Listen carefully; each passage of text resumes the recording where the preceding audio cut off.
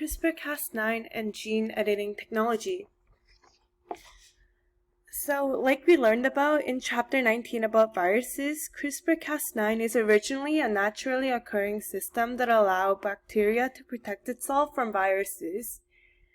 So, it's a mechanism that remembers the viral genome the bacteria was once infected with, and eventually CRISPR-Cas9 destroys the viral DNA by cutting it into pieces. So what is CRISPR-Cas9? CRISPR-Cas9 is composed of CRISPR region and a Cas9 protein. But when it comes to gene editing, the CRISPR region isn't really involved because the purpose here isn't to protect the cell from the viruses, but rather editing precise genes located in various locations, not limited to bacteria itself, but expanded to humans, animals, and plants. So these genes are not composed of CRISPR regions. But to go over it once again, CRISPR is an acronym for Clustered Regularly Interspaced Short Palindromic Repeats. Palindromic meaning each sequence reads the same forward and backwards, like the name Bob. And the CRISPR region consists of spacer DNA in between the repeated sequences. These spacer DNA sequences correspond to the DNA of a viral genome of a phage. Another component that is necessary in the CRISPR-Cas9 is the Cas9 protein and the guide RNA. The Cas9 protein and the guide RNA are two significant components of the gene editing technology. Cas9, called short for CRISPR-associated protein, is an enzyme that cuts the DNA strand. It's a nuclease that cuts the DNA strand. This protein is what allows for deleting certain DNA sequences. Cas9 is bounded with the guide RNA, which is complementary to the targeted DNA, and directs the Cas9 complex to the corresponding sequences. You can see over here the red guide RNA and the purple Cas9 protein coming together to form this Cas9 guide RNA complex. And these two components work together to precisely cut the specific genes.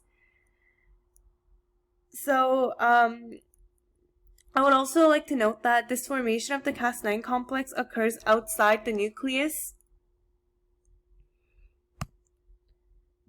So how can we integrate CRISPR-Cas9 with gene editing? A few years back, in 2012, Jennifer Doudna, a professor from University of California, Berkeley, co-discovered CRISPR-Cas9 genome editing. She had actually won the Nobel Prize just last year in 2020 for her findings. So what's so special about CRISPR-Cas9 gene editing, you may ask?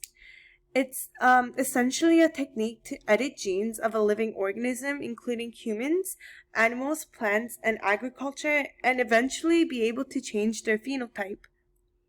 The CRISPR-Cas9 system locates the mutated genes or targeted genes and deletes or replaces the specific DNA.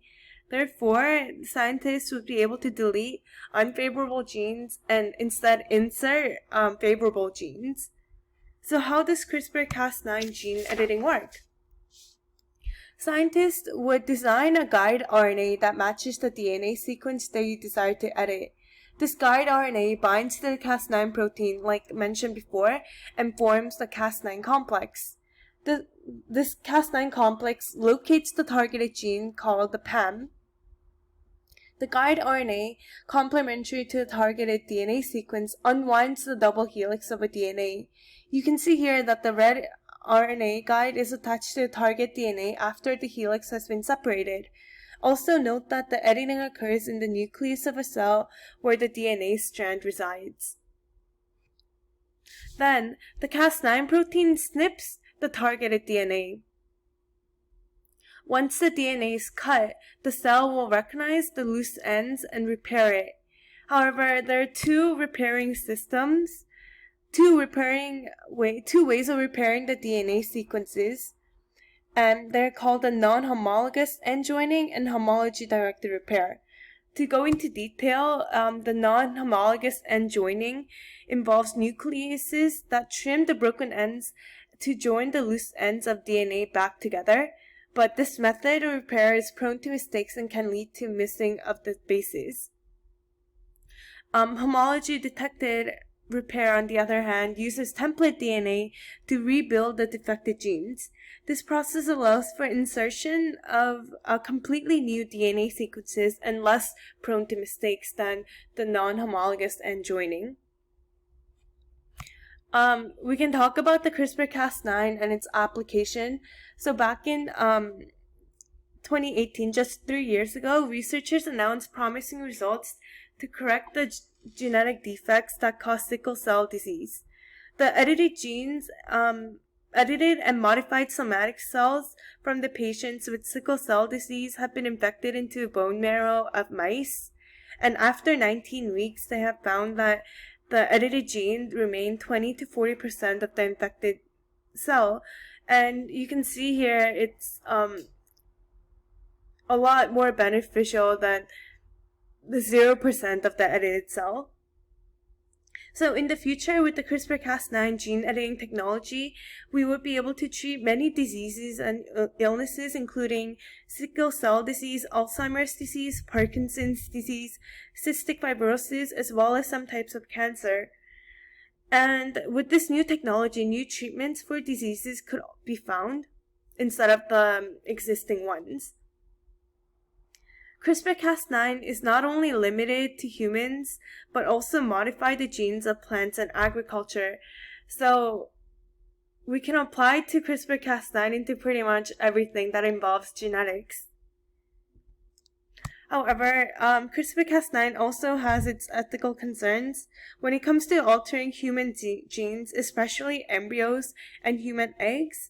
We have to realize the possible consequences it may carry. The unknown consequences of CRISPR-Cas9 gene technology of individuals, genes of individuals and future generations must be considered before introducing CRISPR-Cas9 gene editing technology into the human body. I would like to end the presentation with a quote from Jennifer Doudna.